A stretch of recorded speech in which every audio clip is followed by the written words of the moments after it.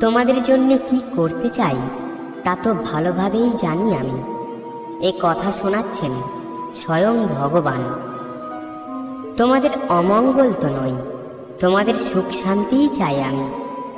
তোমাদের জন্য রেখে দিচ্ছি আমি আশায় উজ্জ্বল এক ভবিষ্যৎ। এখন তোমরা কোনো কিছুতেই চিন্তিত হও না। তোমাদের যাই ঘটুক না কেন, তোমরা বরং ঈশ্বরের কাছে প্রার্থনা ও মিনতি জানিয়ে আর সেই সঙ্গে কৃতজ্ঞতাও জানিয়ে তার কাছে ব্যক্ত করো তোমার যা কিছু আবেদন।